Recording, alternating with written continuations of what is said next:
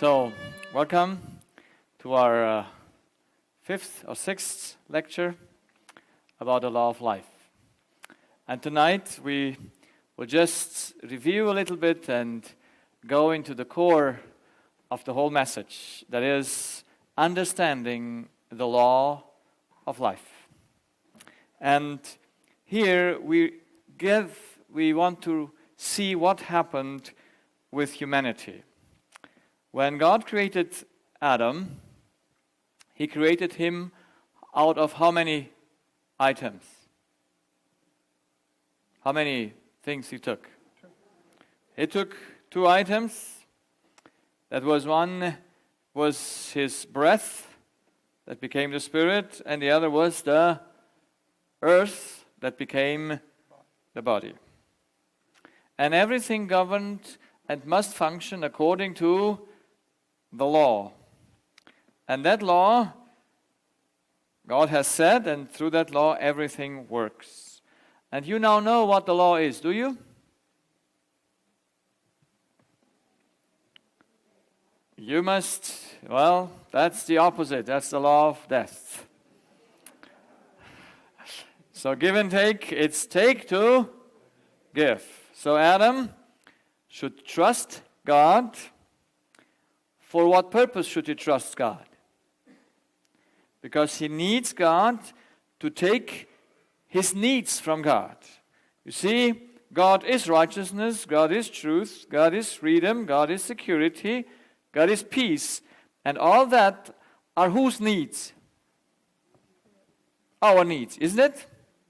And we only can have them as we trust God, taking them from Him and put them into practice. So, I take love from God, I take righteousness from God, truth, freedom, security, peace, well-being, knowledge, happiness, in order to give it. The same thing is with the body. By this, we give to the body the right electrical current so that it functions well, but we also need to give to the body chemistry, the oxygen, the food, the water, and for that God provided the earth. We know there was the fruits that He gave us in order to take them and give them so we would fulfill the purpose of creation, to reign or to serve, and life would have been eternally continued. That was all what is the law of life. The spirit must trust to take, and he must also trust to take from nature and to give it. So everything works according to this law. Now, the only way to break the law is at what point? So here comes the tree of good and evil that God planted in the garden. Sorry, yes,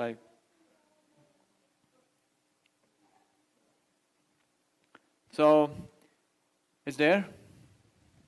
Yeah, I don't know why, but we will get patience by this, yeah. So, He planted the tree of knowledge of good and evil, the only place where they could be tempted what to do. To not trust God. So here at the tree of good and evil, there was Lucifer. He came disguised as a serpent. And could he tempt Eve except with her needs? Can anyone that has no needs to be tempted? Yes or no? No, you know, James writes in the Bible, it says, God can never be tempted to do evil. Why can God never be tempted to do evil? He has no needs. He is outside of everything that has a need. So, having no needs, you cannot tempt anyone when he has no needs. So, here is Eve, and can the devil tempt Eve by saying, Eve, come here that you might die? Can he sell that? No, he must come to sell Eve something that is unrighteous, but he must show it like it would be righteousness. because he knows that's her need. So the devil is coming to her, and that's why he disguised as a serpent. He says, Eve, I have something for you that is your need. And we know it was curiosity. Knowledge will come to that place as well. So, but he must sell something under a other thing, like being the righteousness. Because Eve would never take unrighteousness. Eve would never take a lie. Eve was made for the truth. That's why he presents a lie as the truth, so that Eve might take it from him. He presents imprisonment as freedom. He presents uncertainty as security. He presents war as peace. He presents malaise or not feeling good as well-being. He presents ignorance as knowledge. You see, there is a high thing of temptation today that humans read a lot of books, they have a lot of information, but it's all ignorance. Isn't it? If you don't know that what matters, how much would it help you to know anything? So that's why today, that's one of the greatest things, to fill your WhatsApp, to fill your FaceTime, whatever, with spam. With things that are unknowledged. They have no knowledge in them. That's the news. You know that the news have no knowledge in them? That's ignorance. How many people take that ignorance from the devil and read it? So, I don't see news. It is now almost 15 years that I don't see news. I don't read the papers. And I was almost addicted to them because I thought I have to be informed. Until God made it plain to me that that is ignorance. That's just filling up your mind with things that you cannot change. They won't help you. They make you sad because they're all positive news that you hear too. Yes? They just lift up your eyes. They lift up your life, make you hopeful. Do they? No. That's why they are so attracted. No, we think they will cover us from something. We need knowledge, but we were sold. Ignorance is sold as knowledge. Grief is sold as happiness. So Eve would have never taken anything from the serpent except it met her needs. And this is the funny thing, Eve had no reason, because all her needs were fulfilled. Was she hungry? No, because she had 1,000 trees to eat from. There was no need to trust the devil. That's why the devil came with something that is very, very subtle, and that is he wants to sell you something that you can become higher than before. Because knowledge makes us sometimes to feel higher than others. Does it? Is that a temptation? At least it's a temptation for me. I just taught a class a week ago in Italy, a mission school class, and their ignorance got me angry.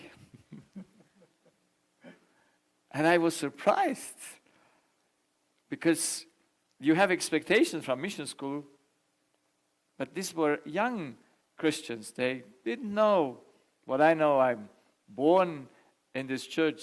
I'm 54 now, and I read the Bible since I could read. And I'm in the matters. It's like my second, it's my second nature to know the Bible and all this, because I studied it when I was young, when I was 15, 16. I studied Revelation and Daniel. They were, my thing that occupied my mind. And so now I expect from these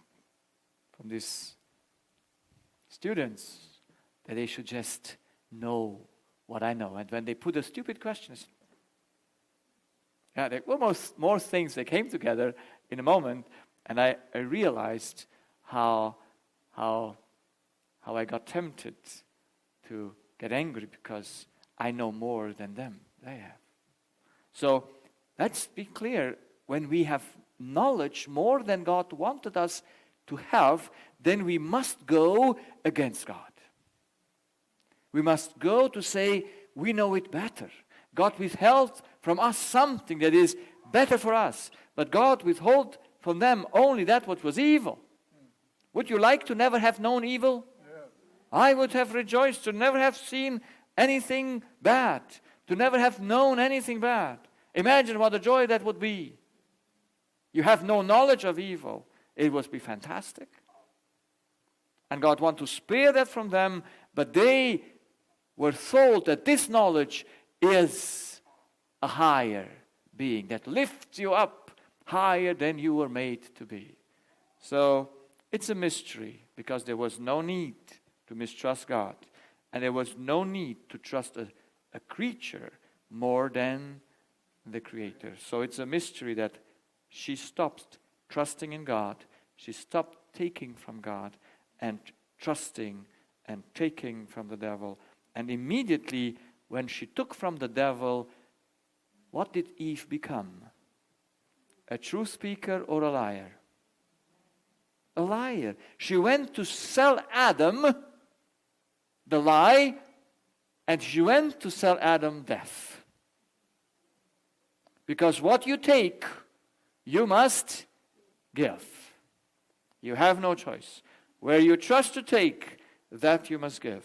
And Adam took, and now there is no life possible, because life is only possible in taking from God, because only God has what you need. There is no one that has it except Him. And the only fulfillment is by the law. You take it from God and give it further. Now, we have understood that we are in a battle between reason or unreason and madness and foolishness, between reason, wisdom, and mindfulness. And we know that one is realistic thought and actions according to the law, and the other one is unrealistic thoughts and actions that contradict the laws of nature.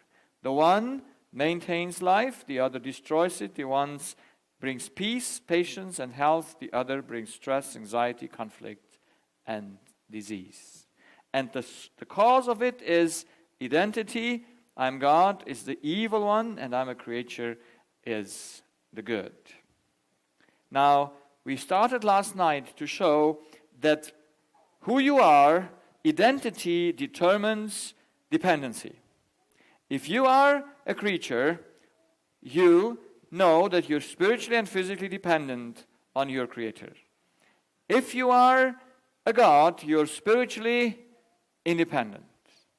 And so, here, you trust God, that's dependency, and here, you know you don't need to trust to a higher being. You just think you are on your own. And this is the problem. How can a man or a human be convinced that he is deceived by what he thinks he is? Because our identity is not known to us, because we think we are God's. So God must make us somehow clear that in us there is something that stops us to trust God. As long as you think you're God, you don't need God. And that is separating you eternally from God. And it makes the following change in your heart. Because we speak about the heart, about the subconscious. And tonight we speak only of one place in the subconscious. That's the actions of the subconscious. And how many actions do we have in our subconscious? You know now? 2. What is it? That's the decision. That's the criteria where you put before you take decision. Take and give. Those are the 2 actions. But now, our heart says we give to receive. This is our motivation. We come on the earth. It's unconscious to us, but we always do the same. We say, without thinking, it's a give and take, or a give and receive. And you hear people saying, you love and to be loved. To love and to be loved. Haven't you heard that in counseling? It's always the same. To love and to be loved. That's exactly the equation of the devil.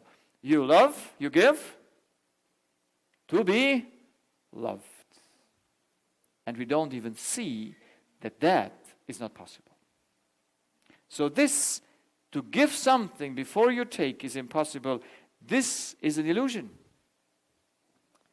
So, the reality is we must take in order to give. That no one can change. The law of God cannot be changed. It can only be broken. You know, the law of God can never be changed. No one can change it. We still function according to the law. We just break it at one place. That is, we are not aware that we take. So humans are not aware from whom they take. They don't know who governs their decisions. They think they do it out of themselves. Yes, they take the decision, but they always take the decision according to someone. They orient after someone. So, and that's mother, father, spouse, child, pet, and so on. It's always a living being. It's a spirit there where you take from. And this is unknown to man. Humans don't know that they take. They don't know about their dependency. And they must know that they are in self-deception and in unknowledge when they don't know when they have a problem. So there is this lady whose husband passes away, and she gets a lot of diseases. She is a Christian lady. She is 74 now, but her husband passed away 16 years ago. And it started after then that her body showed diseases. And in the last year, it became more pain in the joints and all that, inflammation. And now, I try to help her to show that she has her husband as at the taking place. I show her that she's dependent on her husband, who died 15 years ago. She's not aware of that, is she? But she could be aware because she goes twice a day to the cemetery. Why does she go to the cemetery? Does she want to give her husband something? Or does she want to take something? Is she aware of that? Is she aware of her bondage? Does she know that? That she breaks the law? Does she know it? I had a patient who came to me, he was in his 70s also, and he had a left side neurology, trigeminous neurology. Yeah? So the trigemin makes us the pain in the face. Yes?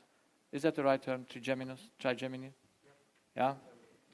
And so these neurologies are very, very strong pain. It's like electricity going through that nerve, and you can hardly bear it. And the gentleman had it for 6 years, just the left side, and he had that, and so he went to the doctors. They couldn't help him. Then they did surgery, because you open up the skull to see if the nerve is somewhere quenched between, I don't know what, blood vessels. However, it didn't help. So finally he found a doctor who, with strong medication, put that pain a little bit, pushed it back. But after 2 months he took the medication, he got dizzy. And with his dizziness he came into my practice. Because you see, did he solve the problem, the cause, while he got that situation here? No, it just moved now to another symptom that comes because his input on the brain on his left side is still wrong. And you always know it's because you take from somewhere where you cannot live from. It's not aware the taking. And so the gentleman comes and tells me his story. His mother's passed away, I think, 6 years. His father passed 12 years before away. And he is Catholic, and he goes every Sunday to the church, and after the church, he goes to the cemetery to visit his parents. And so he talks to them, and he explains to them what he did during the week, and then he says they should give a good reference from him to God, so they should do a good work for him. And so then he goes home. And he does that for those years since his mother passed away. Would he ever think that that makes him sick? Would you ever suspect that that's the cause of his sickness? Would you? No. But I could explain it to him on the law, because as a Christian, he knows the law of the Ten Commandments, does he? Everyone knows them by the words, but they don't know it from the heart, how it works in the heart. So if we have in the heart only two actions, take in order to give. And when we give, it gets into our body. So we always can read on the body where a person takes. Yeah? So if you would take from God, would you ever get a problem with your nervous system? Never ever, because there is always an open door to go to take. But we're not aware of that. So in the body, we always can see where a person takes from. Because in the heart, you have only these two actions. And that's why the law of death says, give to receive. And now if you know that everything starts from the heart, and everything comes back from the heart, from the law that we saw last night, then you know that all the problems of humanity arise from these two actions. There's no one more. Everything a human person has just plays out in these two things. Isn't that nice? You just can reduce it to everything. Because this is the only basic things. There's no more basics than this. The take and give. And so when you take, you have spiritual needs, and so you only can do it through love relationships. You can never do it without love relationships. That's why every problem of humans come through love relationships. Yes? They come through love relationships. And I tell you another story because here, this is a young girl, a young lady. She's 30 years old. And her husband, she was married for 11 years before her husband left her with a little daughter. And she gets into a deep depression. And the people around her thought that she might die. She's also a physician. But when I came to that place and we came to the meetings, I counseled her. She understood the law and she came out of it. But after 3 months, she calls me and says, something happened that I prayed that should never happen. And I cannot stop weeping since it happened. So when you weep, you lose control. Voluntarily or involuntarily? By choice or by no choice? By no choice. I hope you learned that now, that we do evil by no choice. Yes? So, she weeps. And she says, help me, I don't know what to do. Now, I know everything is in rough relationships. It is only here. So I said to her, while you were married for 11 years, how much love did you give to your husband? How much love does a woman give to her husband?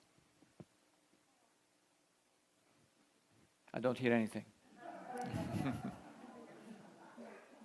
Tell it.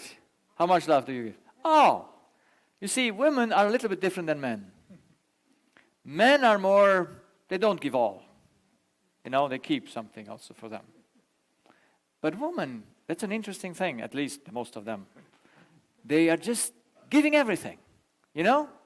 When they are once in love, they share their body, they share their work, they iron, they cook, they do everything. They even would shave his beard or whatever. They would do everything for him. That's how women function. Isn't it nice? I like my iron shirts and all this. It's nice. So I asked her, and she said, everything. I said, how do you feel when you give everything? How do you feel when you give everything?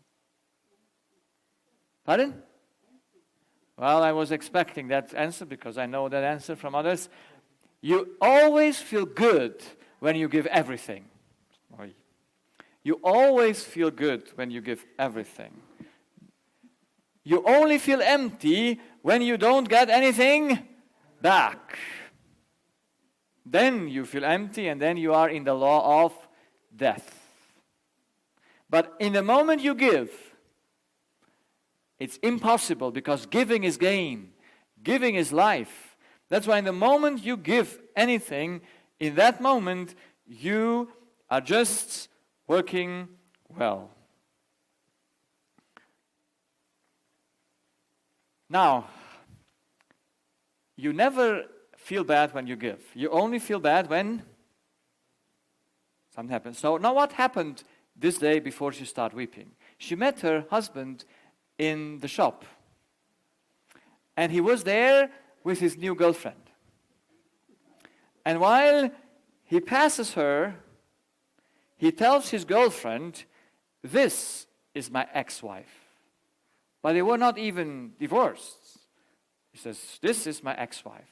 And when she heard that, he said to his girlfriend, "This is my ex-wife," she started crying and couldn't stop. Now, why is she starting crying? Did she gain or lose? Or lose? Lose. What did she lose? All what she gave. Yes? And now I must make her sure she gave all in those 11 years. And now I put her the question, how much did you give from yourself in those 11 years to your husband? How much from that all love that you gave from you? Are you with me? So when you love someone, how much do you give from yourself? It's either all or nothing. And she is smart and she says, nothing. I say, then you can stop weeping. And then that moment she stopped. Because you only cry, you only weep because you gave something and now it's lost. How much did you lose with a husband that you lived 11 years ago and you gave him everything, and while you never gave anything from yourself and he goes now with another one, are you in any way damaged? Not at all. But isn't that our reasoning? No, our selfish heart says, oh, I gave him everything. Now he needs to... Kannst du aus dem Internet rauskommen, bitte? Now he tries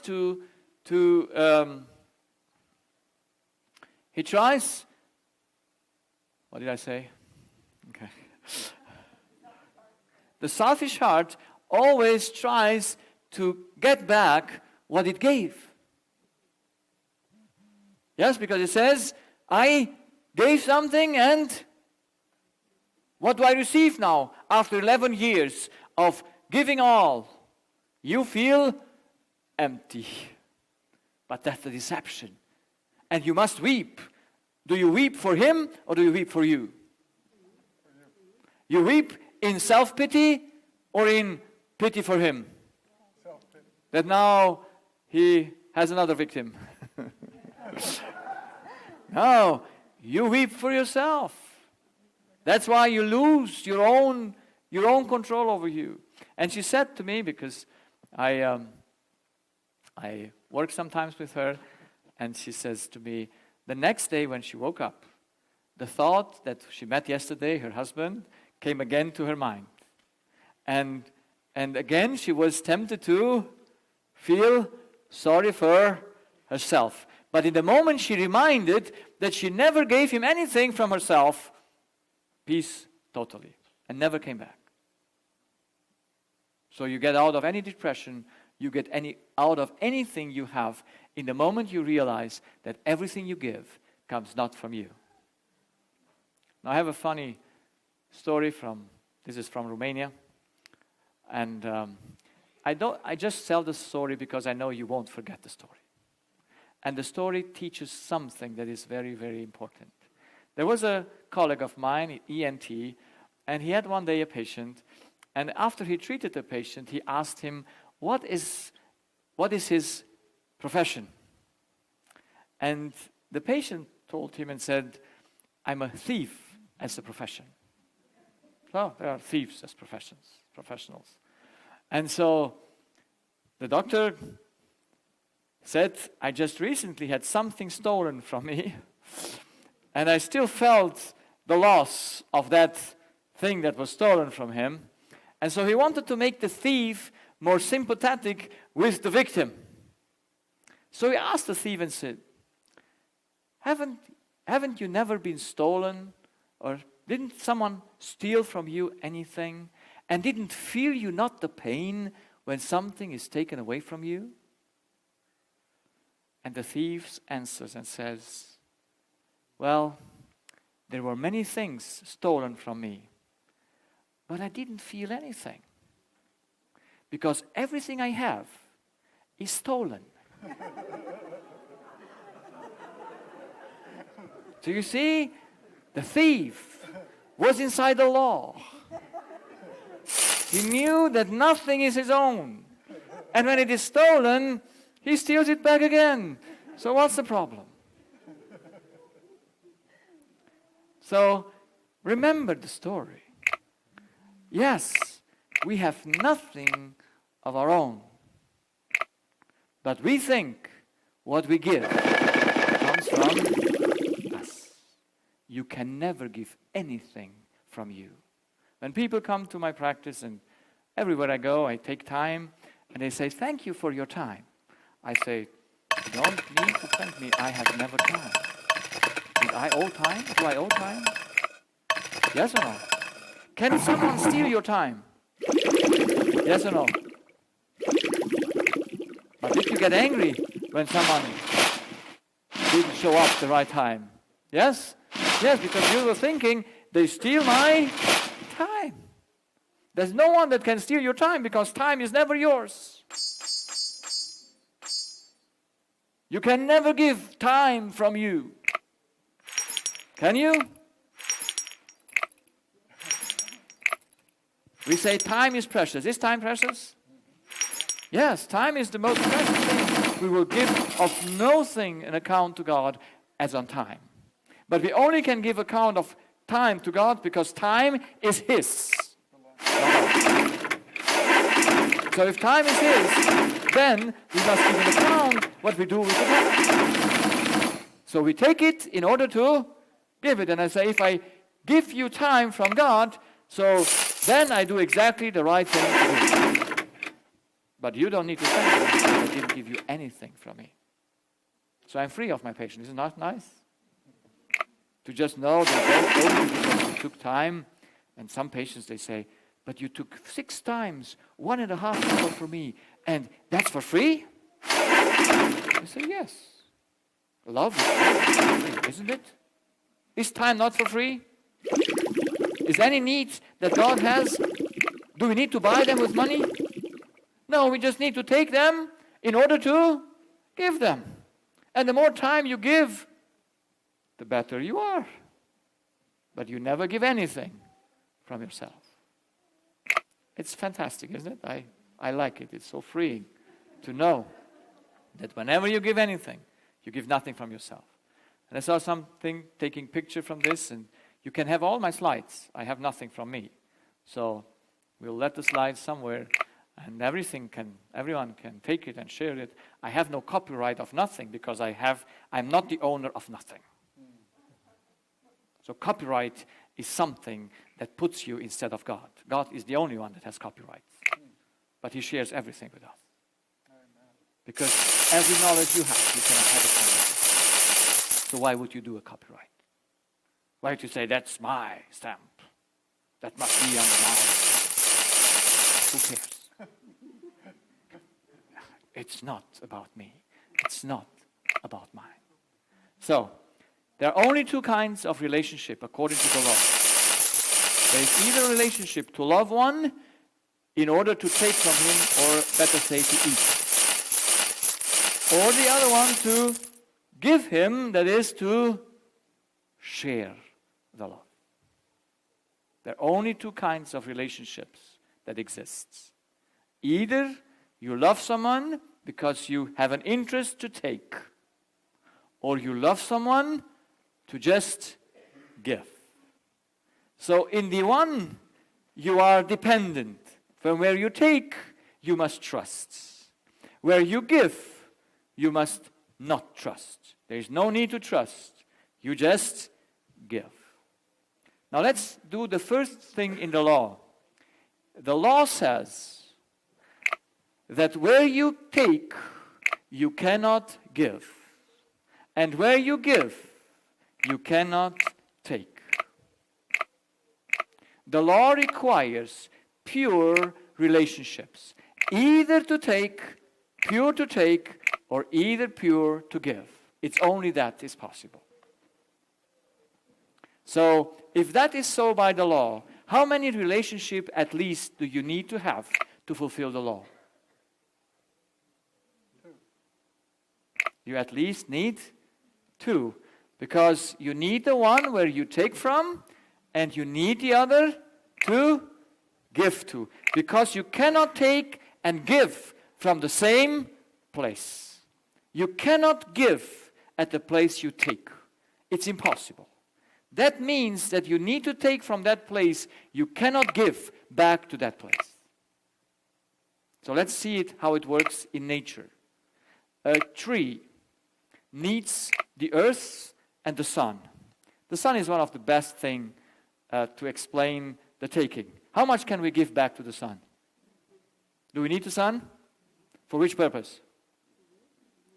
For which purpose? Just to take.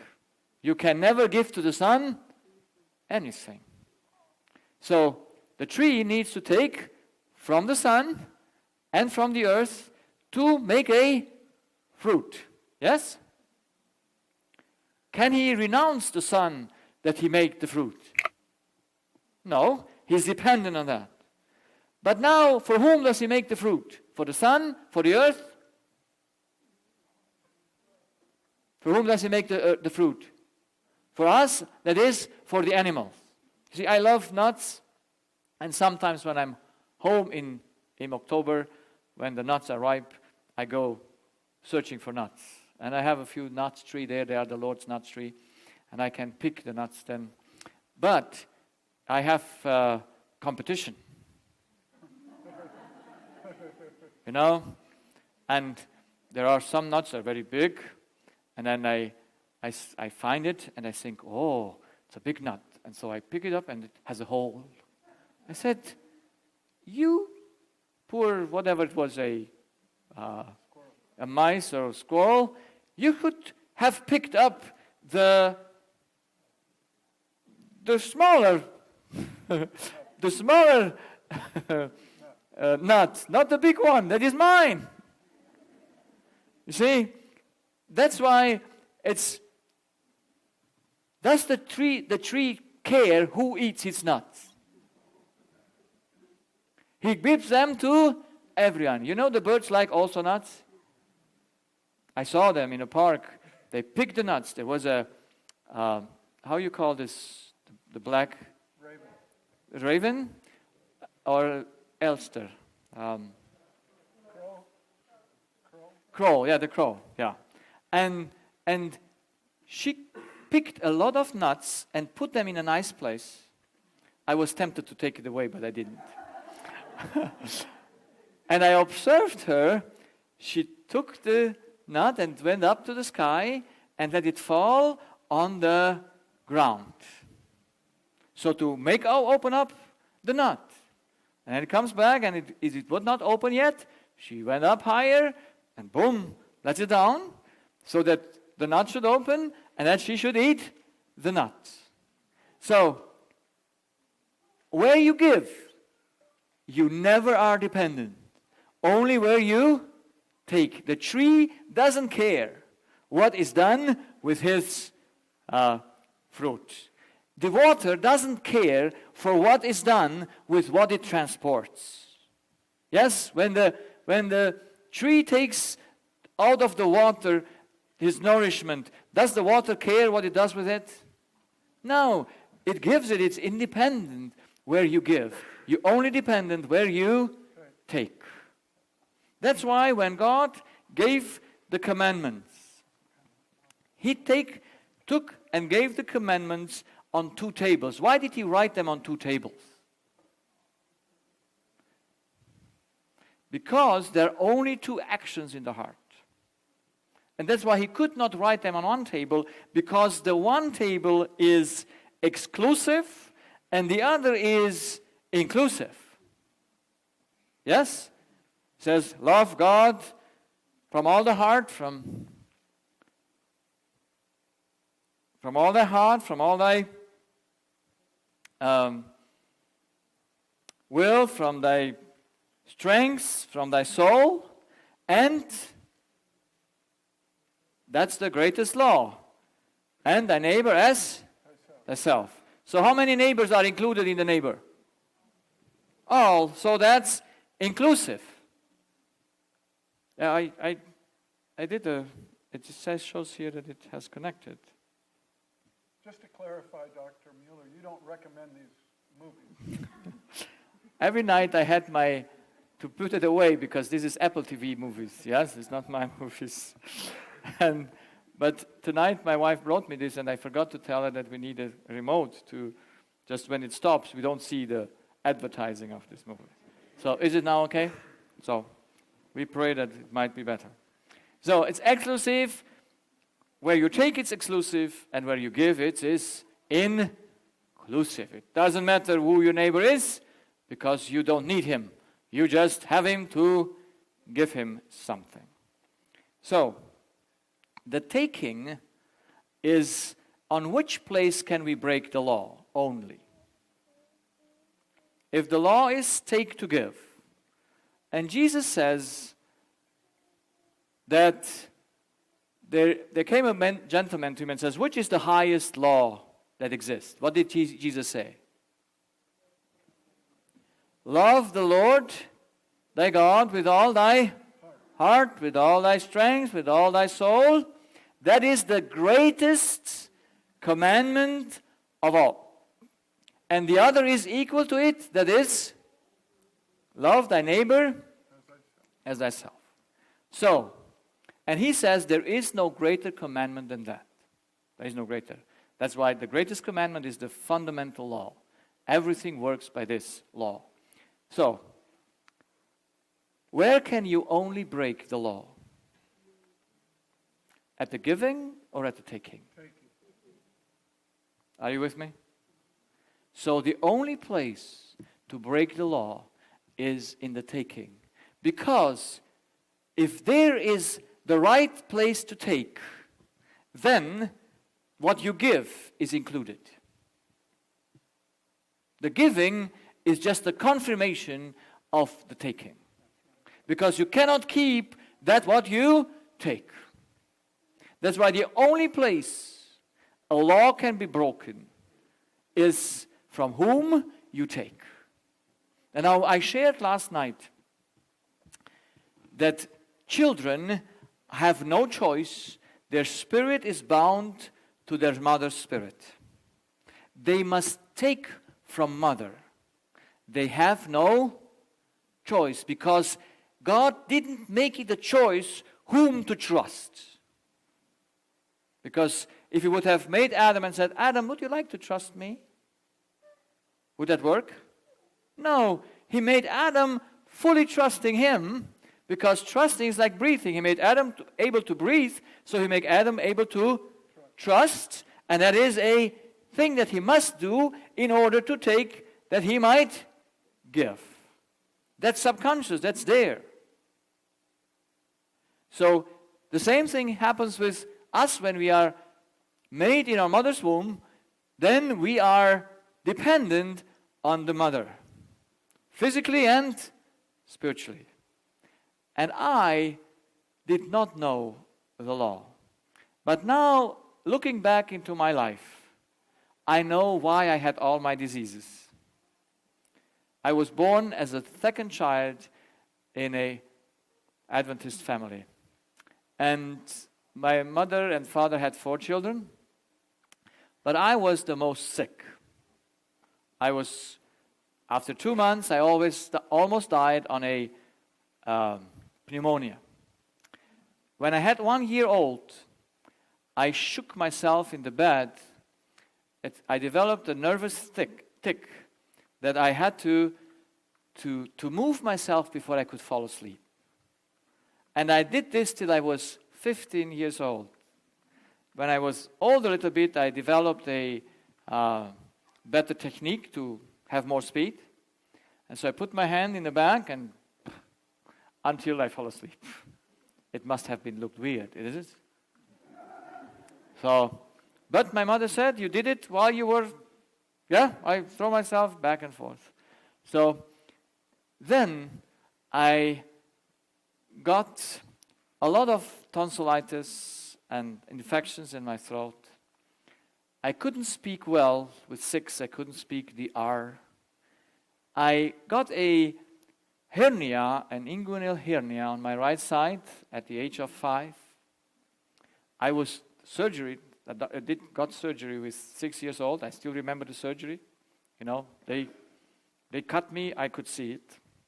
So only then they put the things over me to not see it. I still remember that surgery. It's amazing. And then I had to urinate in the bed during the nighttime. I couldn't keep it for me until I was 8 years old. And so my story went on. At the age of 8, my parents separated. And my mother had to move away with her 4 little children.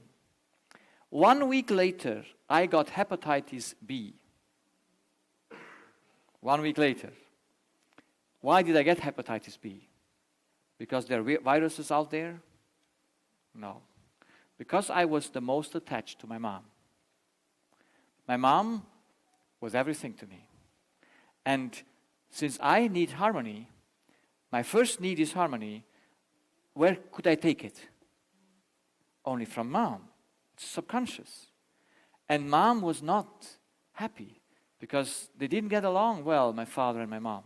And so my mom was burdened with many burdens, and I had no choice. I had to take that from her, and my body became sick. And so I had to go to the hospital for 3 weeks in quarantine, because it's infectious disease. So they closed up in the hospital. And there I lost to have my nocturnal bed to urinate in the night. I don't know how to say that in bedwetting, okay? And so I lost that there. But when I came out of the hospital, I became hyperactive. From the age of 8 to the age of 14, no one could do anything with me. I was just going in the morning to school, and I came evening home. When mother had to work in 3 shifts, only grandmother was there. And with grandmother, you do whatever you want. And with mom, we had respect. But my grandmother was there, and since I was the worst from all the 3 boys, and the little girl, of course, she didn't do much wrong, but I was the worst. And so each night when I came home, if my mother was not at work, she worked in 3 shifts, but I was looking to which shift she worked. So when she worked evening shift, she came after 10 home. So I came home before 10, so I sleep already when she comes, so no beating. When she was in night shift, she went away before 10 because then I came home after 10 because she was not there anymore, so I skipped my beating. But when she had early shift, I got almost every night my portion. I was used to it. You take down your pants, you sit in front of the chair, you keep it there until you cannot anymore, and then you run to bed. And I must say my mom is a very good mom. She just beated me with love. I mean, she hardly would like to do it, but she had to do it because my grandmother stood behind her and said, you have to educate this child. And so when my mother wanted to punish my older brother, he didn't stand. And the younger one was so thin, she said, oh, you cannot beat this thin little child. But I was the middle one, and I got all the education. So, so maybe that's why there's a little bit of difference between my brothers and me.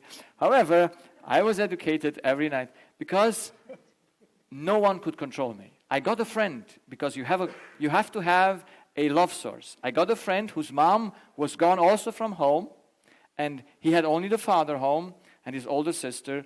His mom went with a disabled child to Germany, and so she was away, and now we two were on our own. We were always together. Everything we did together. When we didn't go to school, we were not together at school. And then the teachers knew they are not coming because they're sick, because they're just skipping the school classes. And so in those days, one day it was my birthday, and we were skipping. So this was birthday. I had to celebrate birthday, so we didn't go to school. We went to the cemetery.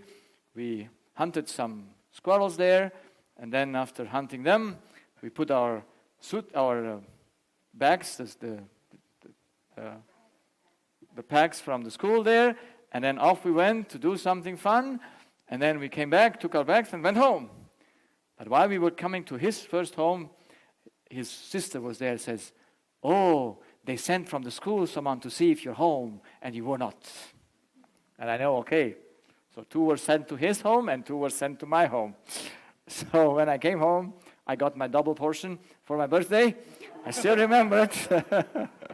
And my brother even helped my mom to keep me because I was running around the bed, because you never stay for it so long. However, I wanted to share this because with 14, I suddenly changed from hyperactivity to total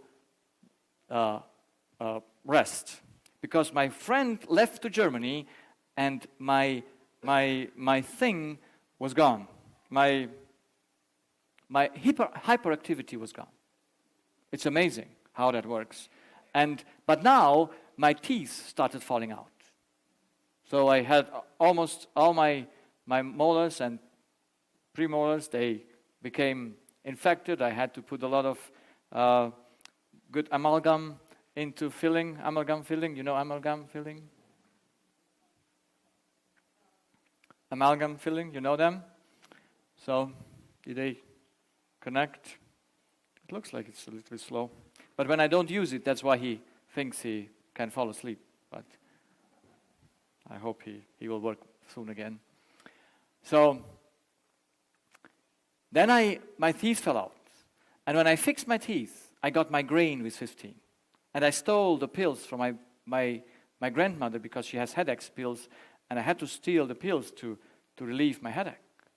And then also I did some natural remedies because my grandmother was half a doctor, she called herself, and she had a lot of natural remedies, and so I had to put some cabbage leaves overnight to my, so that the headache should heal. And no one knew why I had headaches, And so it went on.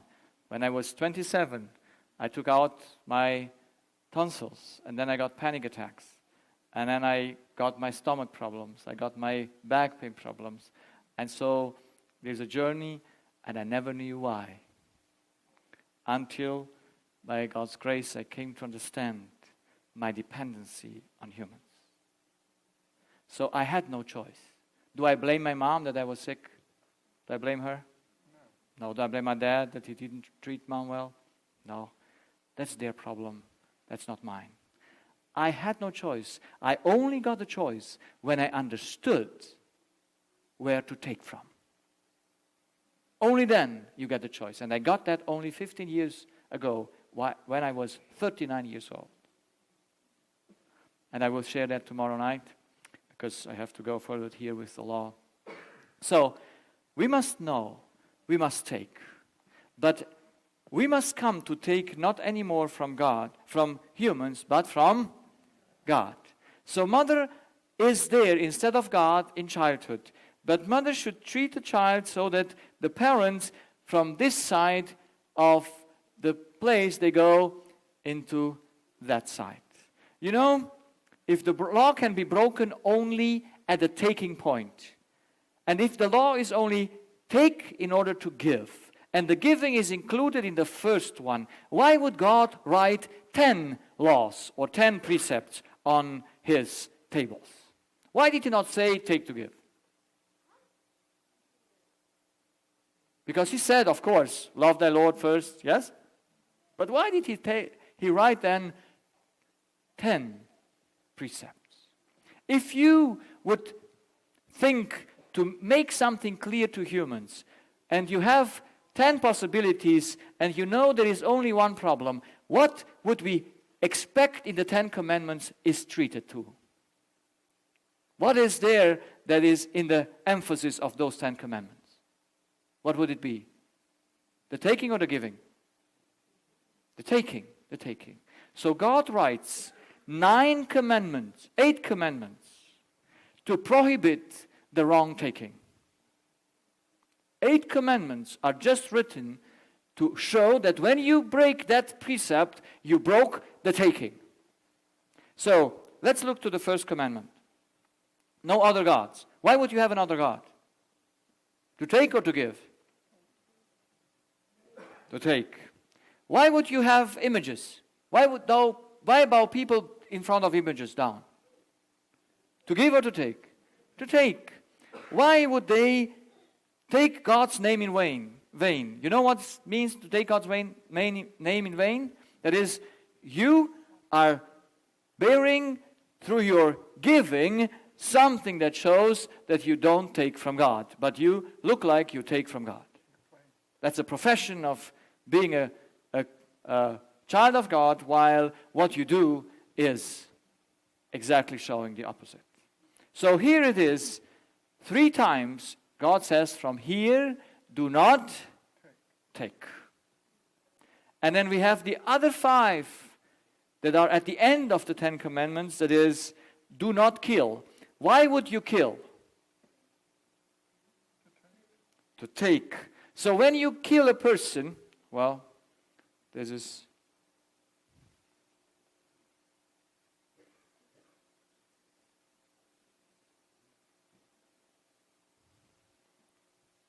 When you kill a person, what do?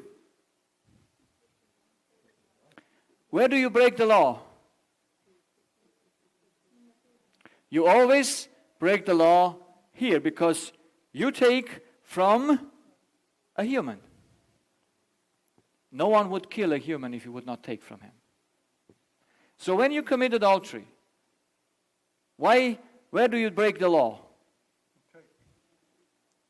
You only can break the law when you take from a man, from a woman. When you take from them, then you are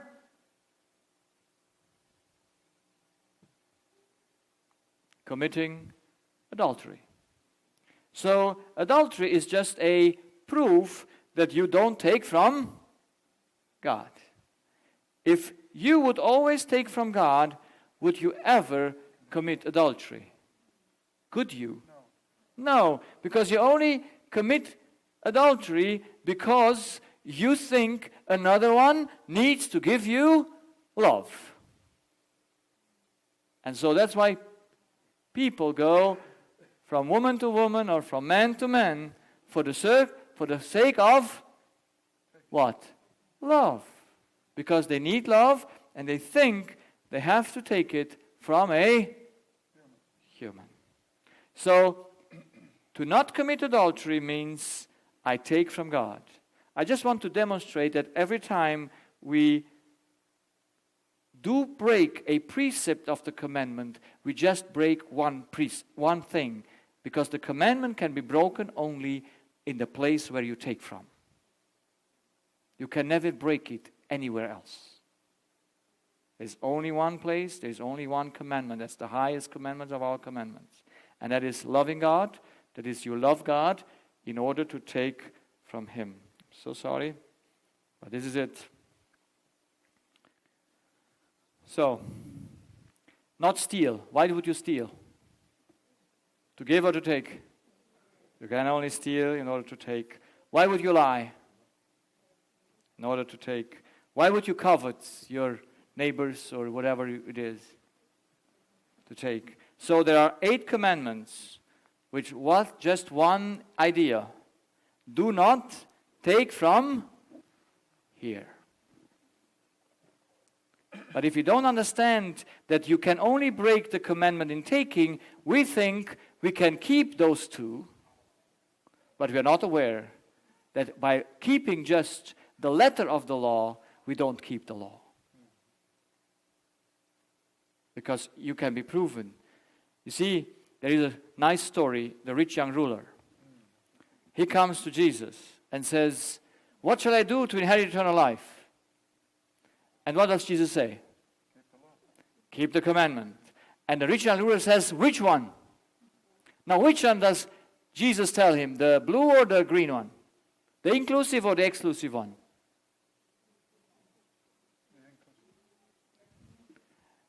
He shows him the inclusive. So Jesus says to him, honor your father and your mother and do not steal, and then all. And what does the rich young ruler say? All of this I done from my childhood. Now, did Jesus know that he didn't do it? He was in deception. But if Jesus would have started to talk to him and say, "Look, you deceive yourself," he would have said, "Oh no, look, I never committed adultery, I never stole, I never lied, I never coveted." Yes. But Jesus takes you from a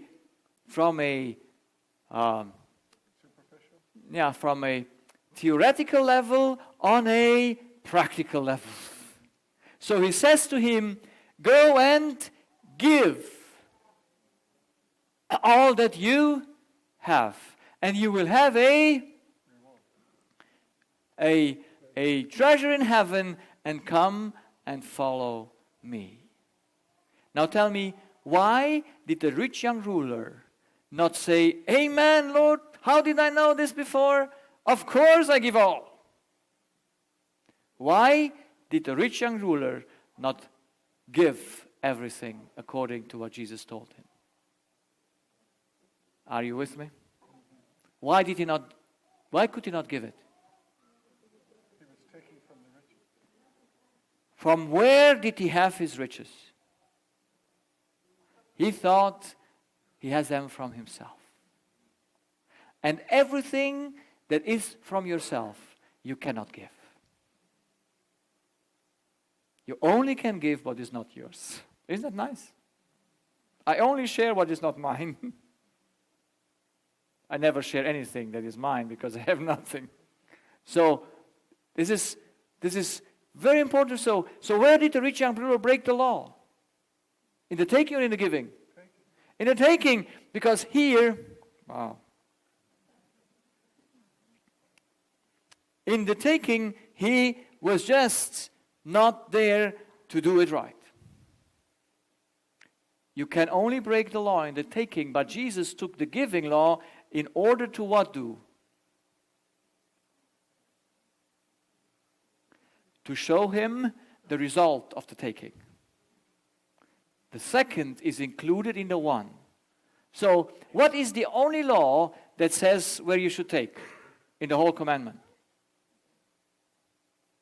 There is only the fourth commandment. Remember the Sabbath day.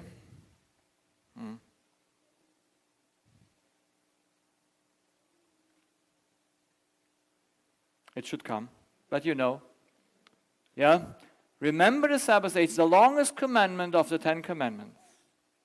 And it has something in it that says, who are you? You are a creature. The Sabbath is a remembrance that you know who you are. That's why it's the only commandment where it says where to take from. Because this commandment is the only one that says you are a creature and this you need to take from God. That's why the observing of the Sabbath as an external day will avail how much if you don't know who you are? How much will it help you? Did it help the Jews when Jesus came on earth that they kept the Sabbath? No.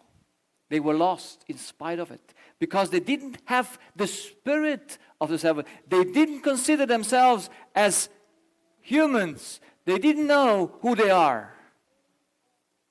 But they kept the outside precept. So God is the one that is the only one where we can take from. Why is God the only one we can take from? We cannot give God nothing. Because God says, I'm the water and I'm the bread. Yes, does he say that? How much do you give the water when you drink it? How much do you give the bread when you eat it? No, it's just there for taking. Do you love bread? I mean, you're not in Germany, but I love bread. If you would be a Romanian, you would love bread as well. I go sometimes to Asia where I get rice every day, 3 times or 2 times. I eat only 2 times a day. And I like rice. But when I am first in Frankfurt at the airport, I smell the bread from far. I love bread. Wow, bread is, yeah. But I don't love bread to take or to give him something. I love bread to eat it. So that's what we must understand. When my oldest son got married 2 years ago, they invited me to have the sermon on their wedding. And of course I couldn't come with PowerPoint, so I had to do some real things. So I took 2 items that I gave them. I brought a big box, 1 liter, how much is that? A big box with ointment, with eye salve. Do you need eye salve in marriage? For what purpose? Because you mix the where to give and where to take. That's the most easiest. In your marriage, it's the most easiest to don't know where you give and where you take. So you need eye salve. So I bought them a big bottle of eye salve. And I said, son, why do you marry her? To give her or to love her to take or to love her to give? What did he say? To take. So he said the truth. But he didn't know. So I brought them that eye salve and says, you have to put everyday eye salve, both of you, to just not get confused. You don't have each other to eat each other. You have each other to love each other, to give each other. And then I brought a big bread, 4 kilo bread. You know, as in Germany, you have 4 kilo bread. I love it. It's my preferred bread. And it's very good, crusty. Yeah, so like good bread.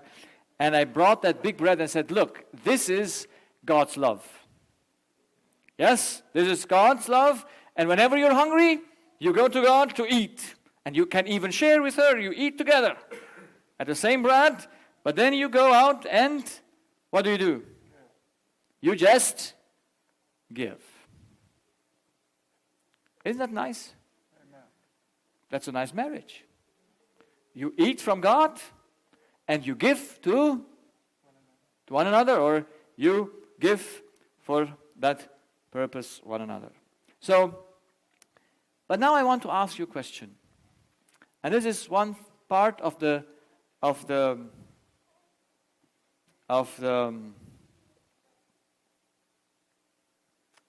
this is one part. The internet is not so good because of the weather, that's why. So, why do you pray to God? Prayer is taking, yes? You go, but why do you pray for God? For you or not for you? Why do you go to pray? So, yes, you go to take, but we have not understood that you have to take in order to what? To be able to give. We pray very selfish. We pray thinking we give something to God so that we receive something from Him.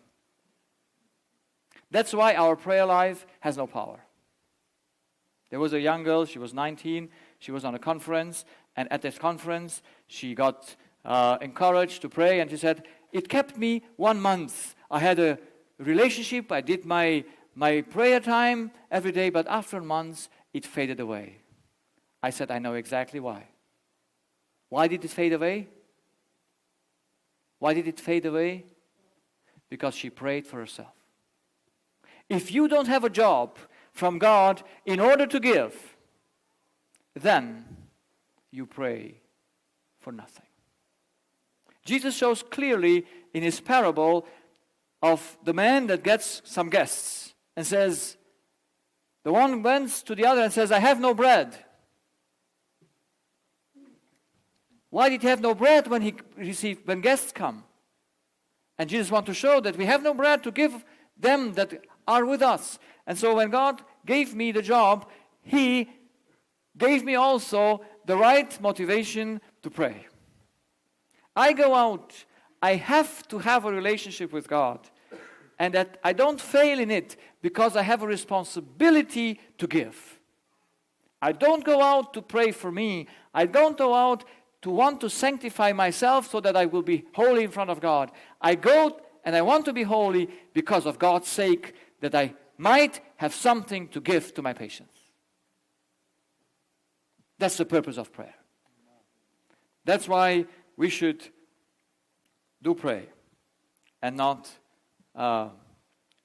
pray for us. Because if I should have prayed for me, I wouldn't awake in the morning. I would say, Lord, today it's an easy day. Don't worry. Nothing happens. Because it's just for you. But I know that there is out a world that waits for God's bread. And I have none from myself. So I have to go. I have to go. I don't go to God because it makes fun. Even though I have good time with God. I go to God out of duty. Because I know I have nothing to give to my other people. And if I give something from me, then it's not right. So there is only one commandment that proves the giving, and that is our parents. And almost all diseases come because we cannot honor our parents. But that I will have to continue tomorrow to explain that more. Because we must understand we can never honor our parents as long as we need them. That's why a child can only take from a mom as long as he cannot give mom anything. In the moment he can give mom anything, he must take from God. That's why when children are more alert, when they know themselves, when they grow, they must understand that they must give, but not take anymore from mom. They must take from God. Because that's the proof. The strongest relationship we have is with mother.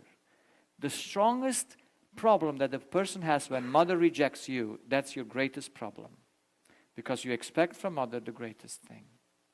That's why as long as you need mother, as long as mother can make you angry, or father, you are still independent to them. And then you don't take from God, but you take from them. I hope we understood that. So let us finish, tomorrow night we will see. The problem is, to whom is your heart bound in trust, in dependency? It can either be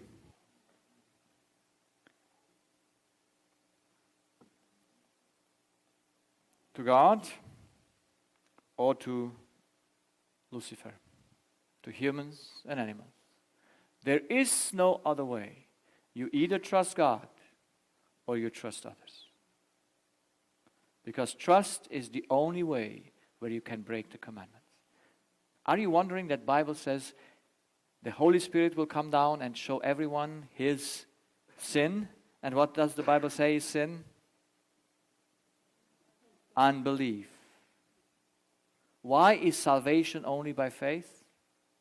Because there is only one matter. If you don't trust in God, if you don't have faith in God, you're lost. Because you have to have faith in someone. And if you have in humans, then you're lost. That's why the second part of the commandment, the giving to the parents, show if the parents are still our God or not. They're still the place where we take. Does it look bad to have good relationship with parents? Does it or does it not? Does it look bad? No. And it should be a free relationship. We should be with parents just giving them what we take from God. Then we would be free of being manipulated by our parents. We would be free of having pressures from them. We would just very nicely treat them. But I tell you, it's not easy. Relationship to mom and dependency to mom is the strongest dependency. And we must be aware of it, that it is wrong. Even though it looks like being okay. But it is not okay. Every time, you see, there are people that call their mom daily. They're over 40, 50. I call my mom daily, they say. I said, you should call God daily, not your mom. But we call God, we call mom daily. Not for mom's sake, but for our sake. Because we need mom. We are not aware why we call mom, why we search for her. We don't see that that's breaking of the commandment. There cannot be at this place only God. You remember the Bible verse. I mentioned it. I will read it and then I finished for tonight. We go into questions. And tomorrow I will speak more about this commandment. There is in Luke 14 from the Bible. If any man come to me and hate not his mother and mother and wife and children and brethren and sister, yea, and his own life also, he cannot be my disciple. And whosoever does not bear his cross and come after me cannot be my disciple. So what has the cross to do with discipleship? And what has the hate of your father and mother and your own life to do with being a disciple? Does Jesus really mean to hate? Yes, he means to hate. He says, so likewise, whoever he be of you that forsaketh not all that he has, cannot be my disciple. That means you must understand how much do you have. If you have nothing, you can forsake everything. That's the truth. But if you think you have something, you cannot dispense of it. What is it that we should hate our parents and our wife and children and brethren? It is to hate to be dependent on them. To hate to trust your own life. To hate to run for you. To preserve your life. You see, Jesus says, he who gives it, he will have it. He who preserves it, he will lose it. You see, have we have our life to preserve it or to give it? We only can preserve it when we give it. I'm so happy for my job that God gave me. It's a 7-day job. Yes, I have no Sabbath, even though I keep the Sabbath. I work mostly on Sabbath. But why do I not break the Sabbath? Because there is a work to be done on Sabbath. And service for the salvation of others. must be done on Sabbath, because Sabbath is a symbol of salvation. That's why when Jesus worked as a carpenter, he kept the Sabbath. Did he? Was his shop open on Sabbath or not? No, it was closed. Because it was another work. But when he entered the ministry, did he have a rest? No. Because this work was exactly the Sabbath work. So on Sabbath we have also work to do.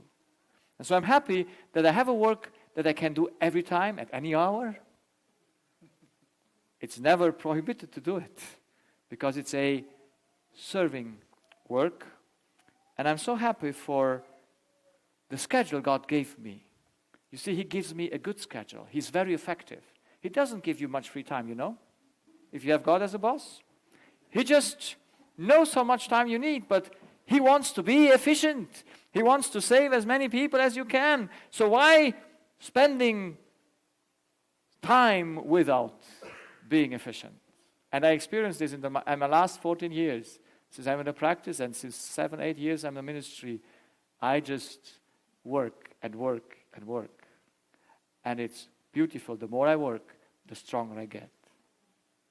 I was the first time, 2009, one weekend made me so tired that I had to recover for 2 weeks. I said, Lord, how shall we work like this? One weekend, I was just exhausted. I was not trained. And then the next year, He brought me in 2 weekends so that I learned how to speak, and you know. And then the third year, I said, Lord, now we can go for. And then He said, okay, every weekend you have something to do, and you work, and you work, but you work, and this is what fulfills me, because I know I take from Him in order to give. I would not pray if I would have no job. I would just relax.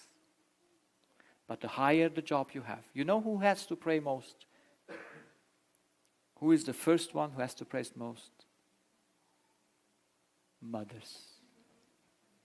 Mothers need the strongest relationship to God, because to them was given the greatest responsibility that ever could have given to a human being. Because they train children to be God's children. They must make a character out of them.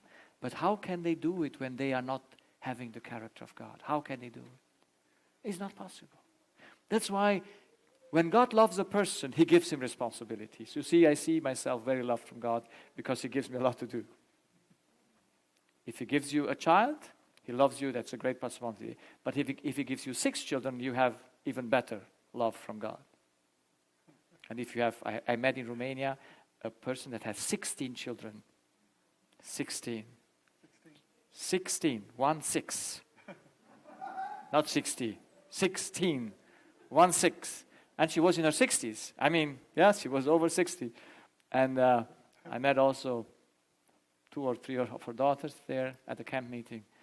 And it was fantastic. The lady was fine. She has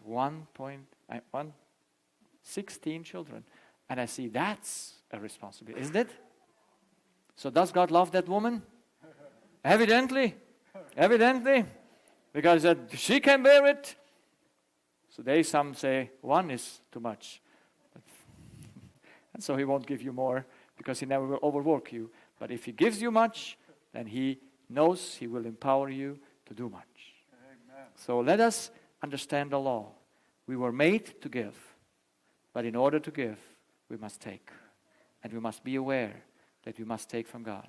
But we don't go to God to please God or to have a good relationship to Him in the way to just have a exchange. No. We go to God with a full desire to say, Lord, today You called me to ministry, and today I need Your power. I need Your wisdom. I need what to do so that I won't let You go. If You don't teach me this morning what I have to say this afternoon, then I don't do anything. And this is how I talk to God. Because I know if I don't have His power, I work for nothing. But I know the highest and best thing is to know that you are called, and every one of us are called to give. but we must take first. And if God is our source, we will become in character like Him. Every one of us will have the same love, will have the same sacrifice, won't think on ourselves. We just be there to serve. That's the law. I hope we understand it. And we have 2 nights more where we are going to enter into it. Thank you for listening. Do we have a music?